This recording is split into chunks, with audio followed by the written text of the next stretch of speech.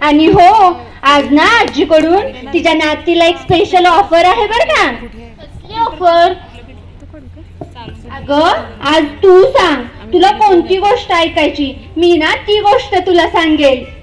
हा चालेल. आजी, हे चारधाम म्हणजे काय ग? आणि इथे सांगितली जाणारी प्रत्येक गोष्ट खरी आहे का?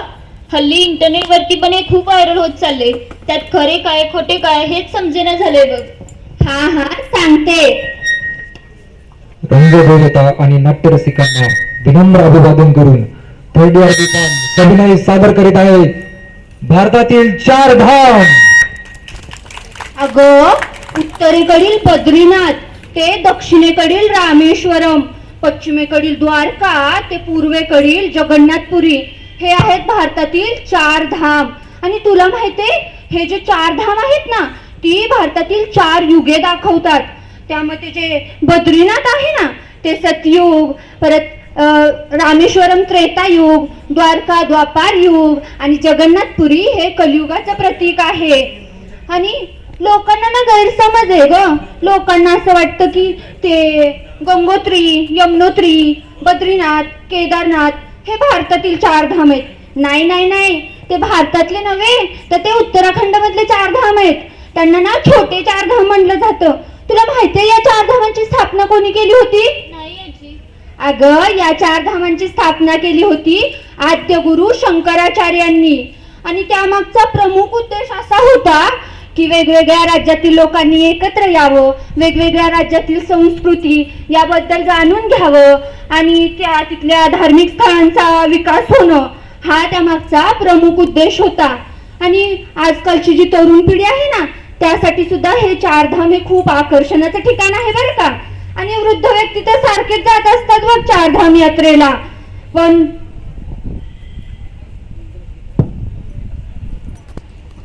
ऐका ना, दरवर्षीप्रमाणे आपण यावर्षी पण कुठेतरी भक्ती यात्रेला जाऊया का?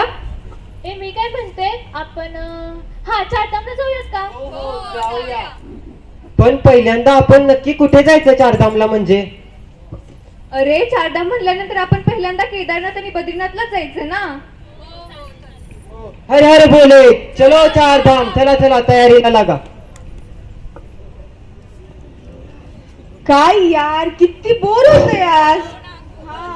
हे हॅलो गाईस, काय चाललंय तुमचं? हल्ली ना खूप बोर होता बघ. हो यार. आणि आता तर बघ ना, आपल्या एक्झाम्स पण झाल्यात. मला काय वाटतं, आपण कुठेतरी पिकनिक प्लॅन करूयात का? ट्रेकिंगला जाऊयात का आपण? नको, ट्रेकिंग पेक्षा आपण महाबळेश्वरला जायचं. नको नको नको, महाबळेश्वरला मागल्याच वर्षी गेलेलो, याही वर्षी नको. हो यार, ह्या आयडिया खूप जुन्या झाल्यात यार, काय तर नवीन बघायला हवं आपण. हा, मला पण वाटतंय की आपण ना काहीतरी डिफरंट प्लॅन करायला पाहिजे. आपण चारधामला जाऊयात का? चारधाम? तिथे म्हातारी लोक जातात, आपण जाऊन काय करणार? अगं, पण इतकी सगळी म्हातारी लोक जाऊन तिथं नेमकं करतात तरी काय, बघूयात तरी आपण. आणि तसंही श्रावणी, तिथे जाऊन आपण रील्स आणि पिक्चर्स तर काढणार आहोत. हो, आणि तेथील क्लायमेटमुळे आपल्या रील्स कशा सुंदर येतील आणि लाईक्स पण कसे भरपूर वाढतील आणि फॉलोअर्स पण वाढतील ना. हो, ठरलं तर मग. आजी, हे पहिले धाम म्हणजे बद्रीनाथ ना ग? बद्रीनाथ म्हणजे काय? आणि बद्रीनाथ म्हणजे काय? आणि तिथे कोणत्या देवाची पूजा केली जाते? अगं हो हो, थांब थांब, सांगते. अगं, सर्वात प्राचीन धार्मिक स्थळांपैकी एक स्थळ म्हणजे बद्रीनाथ. इथं ना श्री विष्णू आणि माता लक्ष्मीची पूजा केली जाते. आणि इथं ना पूर्वी ना खूप सारे बैवृक्ष होते म्हणे, आणि बैरला संस्कृत मधून बद्री असं म्हटलं जातं, म्हणून त्या स्थळाला बद्रीनाथ असं म्हटलं जातं. आणि या बद्रीनाथ नावाशी ना नारायणाच्या तपस्येचा देखील संदर्भ जोडला जातो, जो आपल्याला स्कंद पुराणामध्ये पाहायला पण भेटेल बरं का. तसेच आमची आजी ज्यावेळी आम्हाला गोष्ट सांगायची ना, त्यावेळी ती म्हणायची की बद्रीनाथला जायच्या अगोदर केदारनाथला गेलं पाहिजे, मोक्षयात्रा पूर्ण होत नाही म्हणे. आणि या केदारनाथ मध्ये शिव पार्वतीची पूजा केली जाते. आणि तुला माहितीये पण पण ना हा जो सांस्कृतिक वारसा आहे ना, इथं वेगवेगळे लोक जातात आणि रील्स बनवतेत, व्हिडिओ बनवतेत, पिक्चर काढतेत. अगं, यांना या सांस्कृतिक वारशाचं काय वाटतच नाही. यामुळे ना खूप खूप वाईट दिवस येऊ लागलेत. असं जर होत राहिलं ना तर हा जो आपला सांस्कृतिक वारसा आहे ना तो नष्ट होऊन जाईल ग. आजी काय झालं होतं सांग ना तिथे.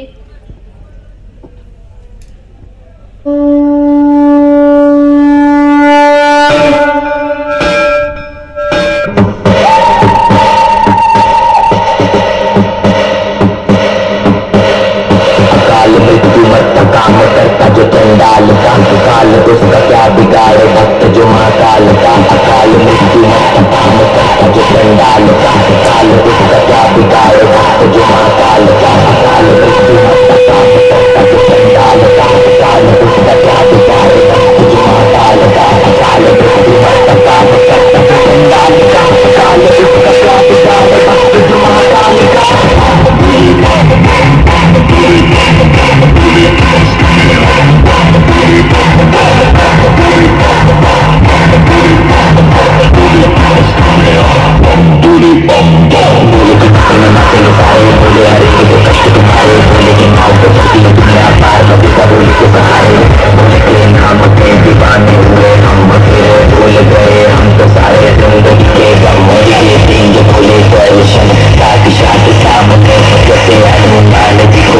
श्री राम ने बुद्ध की भक्ति प्रेम के सारे आज बोले, हर हर महादेव महाकाल बम बोले.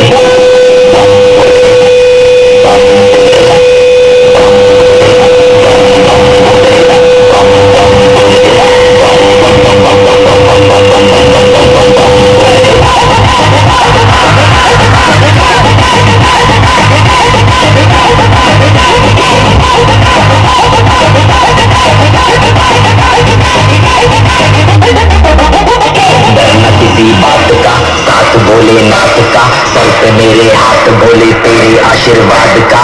डरना किसी बात का साथ भोलेनाथ का सर पे मेरे हाथ बोले तेरे आशीर्वाद का. शिव शंभू शिव शंकर तेरा नशा है चढ़ा बस हम पर, लेके नाम बोल रहा हूँ निहाल मिला है कोई ख्याल. बोले मेरा मगन हूँ वो जानता है सबका हाल. भक्तों के टोले में कोई सारे बोले में भूल गए हैं दुनिया जब से मन लगा है भोले में.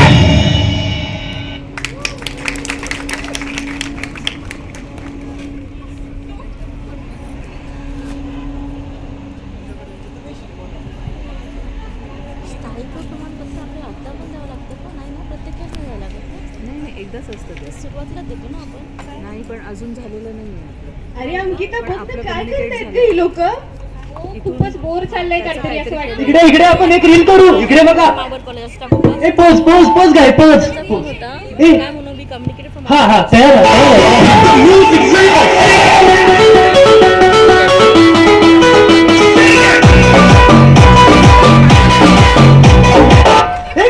हे रील बघ कसली सुंदर आली आहे. रिपोस्ट करायची फिक्स फिक्स यार. हे नाही हं, हे माहित नाही. हॅव यू फील स्थायित्व फॉर्म सबमिटेड.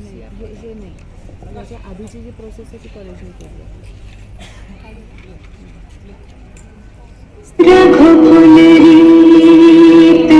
सदा चली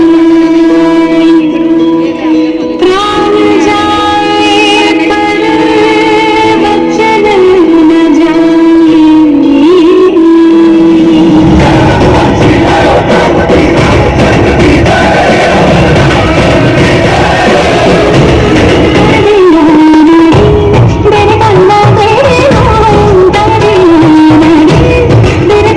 दे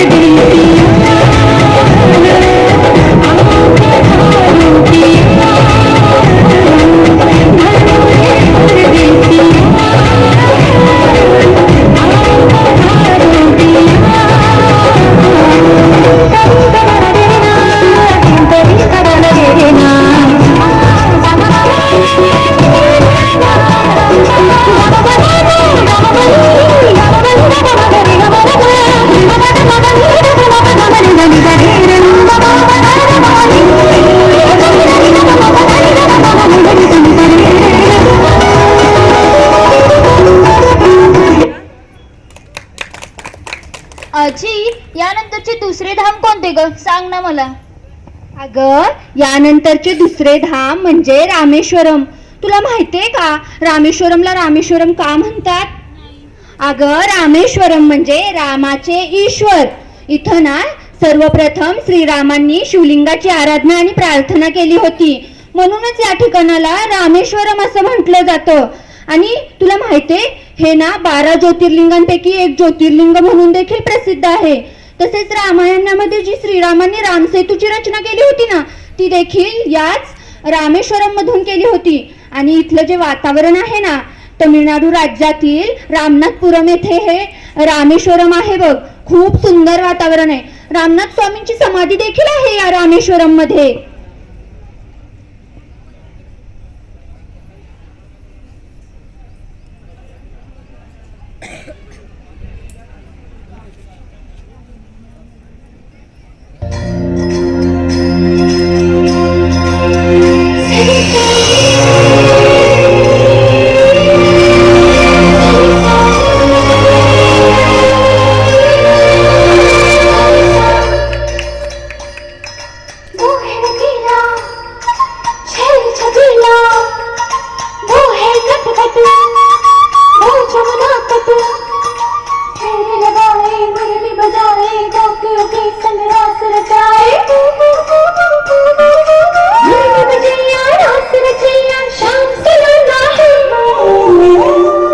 जो है अलबेलो मदनैनो वाला, जिसकी दीवानी ब्रिज की है बाला, वो किसना है, वो किसना है, वो किसना है, वो किसना है, किसना है.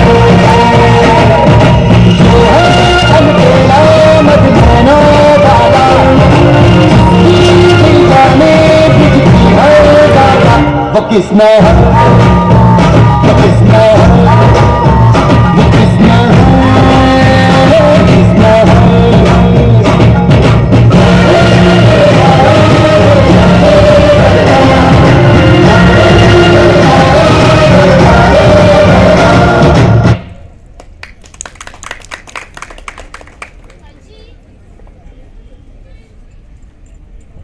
आजी यानंतरचे तिसरे धाम कोणते ग? अगं यानंतरचे तिसरे धाम म्हणजे द्वारका, श्रीकृष्णाची प्रसिद्ध नगरी. लोक म्हणतात पाण्याखाली बुडलेली श्रीकृष्णाची प्रसिद्ध नगरी. भव्य कळसाची मंदिरं, उंच उंच भिंती आणि भव्य प्रशस्त प्रवेशद्वारांनी नटलेली ही द्वारका. द्वारका हे ना अनेक भाविक भक्तांचं श्रद्धास्थान आहे बघ. गोमती नदी आणि अरबी समुद्राच्या संगमावर वसलेलं हे एक शहर आहे. आणि इथं ना खूप म्हणजे फक्त भारतातूनच नव्हे तर जे परदेशातून लोक येतात ना ते देखील श्रीकृष्णाचे खूप मोठे मोठे भक्त असतात बघ. खूप सारे भक्त परदेशातून देखील येतात श्रीकृष्णाची भक्ती करण्यासाठी. आपण इथे भजन म्हणूया. कम कम जॉइन अस.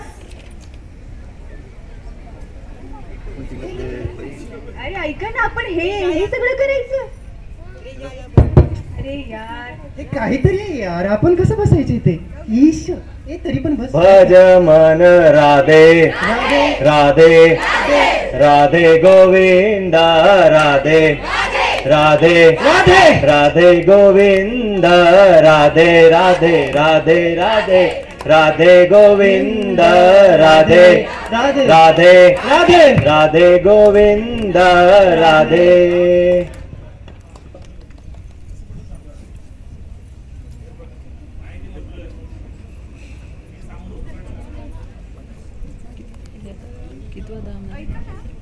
हा बोल ना सुमया. खरंच आपल्याला हे भजन ऐकून मनाला खूप शांत वाटलं ना. खूप खूप खूप बरोबर यार. बघा ना पाश्चात्य देशातले लोक येऊन आपली संस्कृती आचरणात आणतायत, आपल्या परंपरेचं जतन करतायत. आणि आपण पहा आपल्याला तर या सगळ्याची जरा देखील जाणीव देखील नव्हती. हो मागील दोन्ही धामामध्ये आपण खूपच चुकीचं वागलो. मला आता याचा खूप रिग्रेट होतोय. मग काय. हो तर यार आपण इतक्या पवित्र ठिकाणी जाऊन रील्स काढणं, पोस्ट टाकणं असले थिंग्स केले यार. मला तर खूप रिग्रेट होतं याचं. म्हणून ना आपण पुढच्या नेक्स्ट धामाला गेलो ना तिथे आपण ना देवाची मनोभावी पूजा करायची. हो हो आणि आपण अस्वच्छताही केली ना तर स्वच्छताही करू. हो हो, आपण आपल्या चुका सुधारल्याच मग पाहिजे. चला.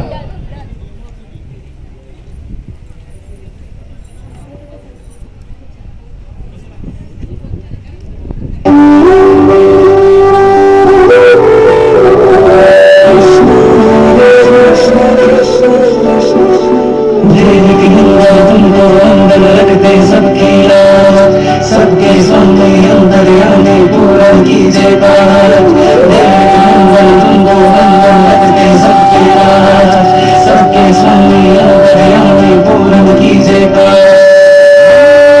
सज बिहारी मनमोहन तेरी छवि अति प्यारी, मन मंदिर में सज बिहारी मनमोहन तेरी छवि अति प्यारी।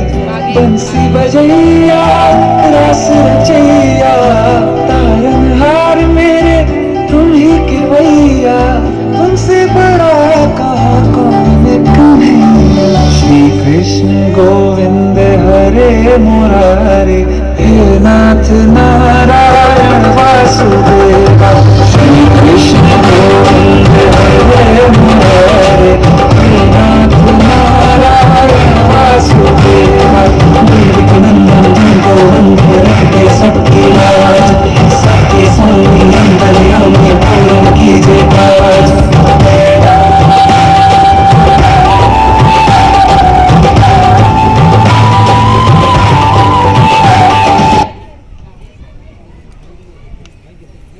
आजी, यानंतरची चौथे धाम म्हणजे जगन्नाथपुरी ना ग? मी असं ऐकलंय की हे खूप रहस्यमय धाम आहे. अगं हो, जगन्नाथपुरी हे खूप रहस्यमय धाम आहे बरं का. जगन्नाथपुरीमध्ये हे जगन्नाथ, देवी सुभद्रा आणि बलभद्र यांची पूजा केली जाते. जो जगन्नाथ याला श्रीकृष्णाचंच एक रूप मानलं जातं. आणि इथं ना एक रहस्यमय गोष्ट म्हणजे इथं त्या ज्या मूर्त्या आहेत ना त्या अर्धनिर्मित आहेत आणि तरी देखील त्याची पूजा केली जाते. आणि ह्या अर्धनिर्मित मूर्त्या एका राजाने स्थापन केल्या होत्या. ते आपल्याला पुराणामध्ये भेटेल बघ, त्याची काय कथा आहे ती. आणि ही जी जगन्नाथपुरी आहे ना ती त्या राज्यातील आहे बघ.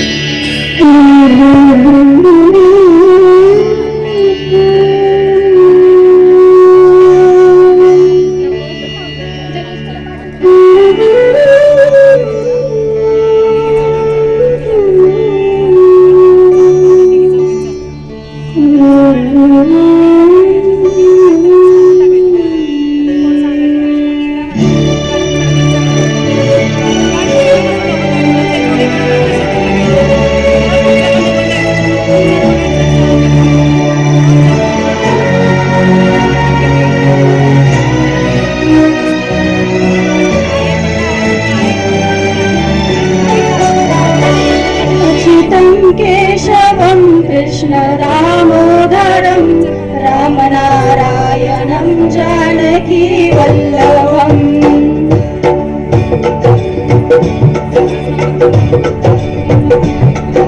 तं केशवं कृष्ण दामोदरं रामनारायणं जानकी वल्लभम् जानकी वल्लभम्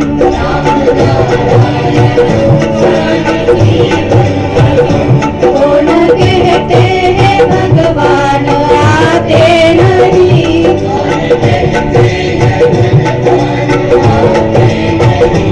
तुम मीरा के जैसे बुलाते नहीं,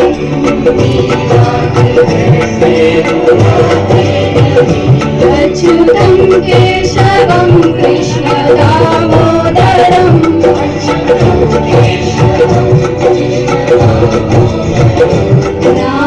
रामनारायणं जानकी वल्लभम्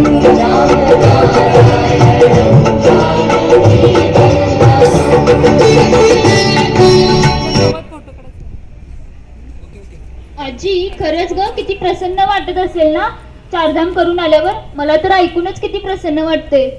अगं उगीच त्याला मोक्षयात्रा म्हणत नाहीत बरं का, पण ही ना आजकालची पिढी ग, तिथं जाऊन ते जे भिंती असतात त्याच्यावरती नावे कोरणे आणि अजून रील्स काढणे, फोटो काढणे यातच वेळ घालवते.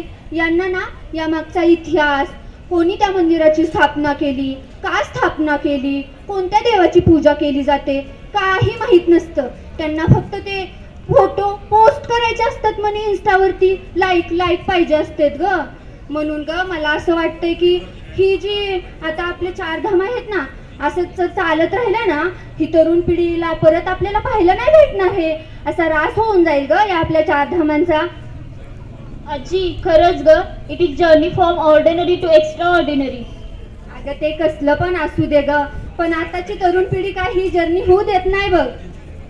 आजी फक्त धार्मिक दृष्टीने नव्हेच ग, तर डिझायनिंग, इंजिनिअरिंग हे देखील प्राचीन भव्य दिव्य मंदिरे पाहू शकतात ना. आणि आजी तू काळजी करू नको, मी युवा झाले ना, मी असं काही नाही वागणार आणि जनजागृती करेन, लोकांना सांस्कृतिक भाषेचा संदेश देईन आणि मी हा वारसा पाहू शकते तसेच पुढील पिढ्यांना देखील पाहता येईल याचा प्रयत्न करेन. धन्यवाद.